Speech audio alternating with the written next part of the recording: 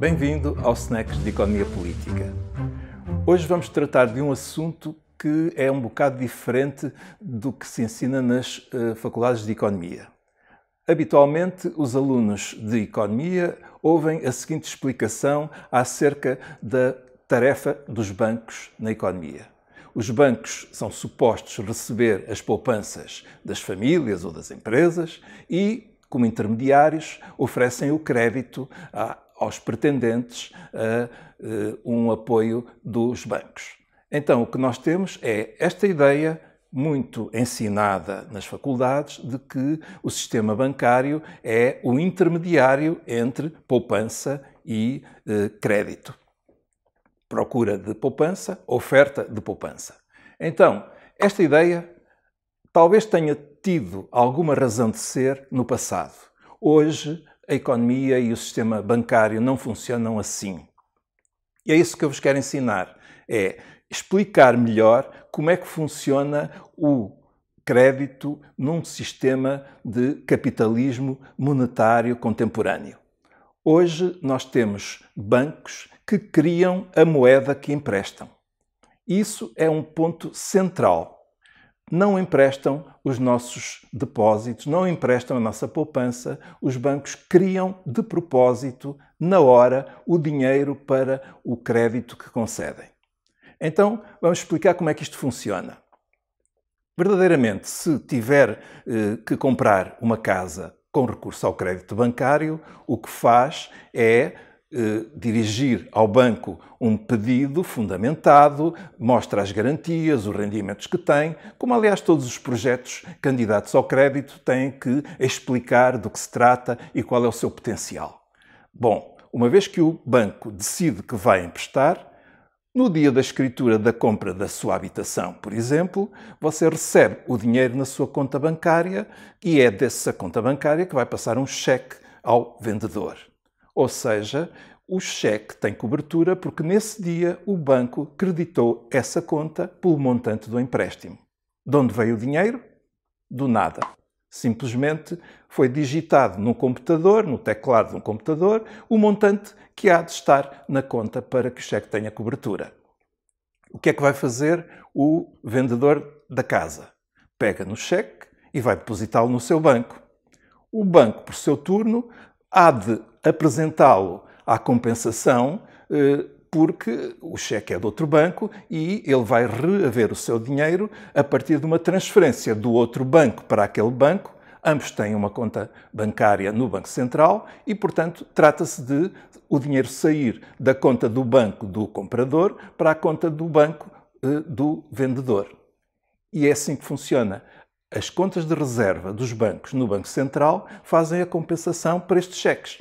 Como estão a ver, o dinheiro não veio dos depósitos. O que é que conta então na decisão de atribuir um crédito? A decisão vem da confiança que o projeto ou o investidor apresenta para o banco acredita que vai ser reembolsado do empréstimo e, portanto, está disposto a emprestar. Depende também dos custos do banco, porque, dada a concorrência entre bancos, é evidente que as taxas de juros não podem variar muito de uns para outros no juro do empréstimo, mas os bancos têm custos, porque têm que ir buscar reservas para poder manter o seu negócio. E essas reservas são as tais reservas que estão no Banco Central para o acerto de contas entre bancos. E as reservas às vezes são escassas. É preciso colocar lá um mínimo de reservas. E vão buscar as reservas ou adicionar reservas a partir de empréstimos no mercado interbancário. Pedem uns aos outros, os que têm excedente de liquidez emprestam aos que têm escassez de liquidez.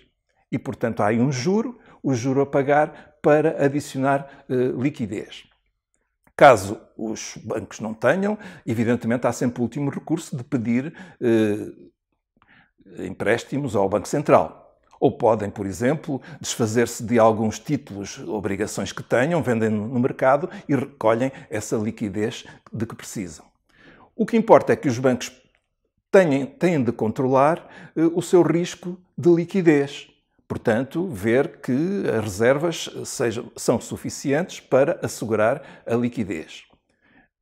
Há transferências entre bancos, há cheques a circular e há gente que vai aos bancos pedir dinheiro, é preciso que haja liquidez suficiente dentro do banco, ou melhor, nas suas reservas no Banco Central. Para além, evidentemente, do cofre das agências, onde há sempre algumas notas e moedas. Mas há também o risco de solvabilidade. É preciso que os empréstimos sejam suficientemente sólidos para que não desequilibrem o balanço a ponto de, eventualmente, quando alguns desses empréstimos se revelem não recuperáveis, créditos, portanto, de cobrança duvidosa ou também chamados crédito mal parado, é evidente que isso pode ser em escala tal que exceda de longe os ativos e o capital próprio do banco e isso permite um risco de solvabilidade. Como já sabemos pela história recente portuguesa, europeia e mundial, vários bancos entraram em insolvência e, portanto, este é um risco que os bancos também têm que acautelar. Tudo somado, aquilo que eu vos quero dizer neste vídeo é sobretudo esta ideia. Quem cria a moeda de uma economia são os bancos através deste crédito. Os bancos criam depósitos. Ao contrário do que imaginariam, é que primeiro devia haver depósitos para depois haver crédito. Não, é ao contrário. Porque há crédito é que há depósitos. E é esta a ideia central. Um último tópico que gostaria que pensassem é que se trata de moeda e a moeda é um bem público. E nós temos aqui um sistema em que são os privados, os bancos privados, no essencial, que gerem este bem público.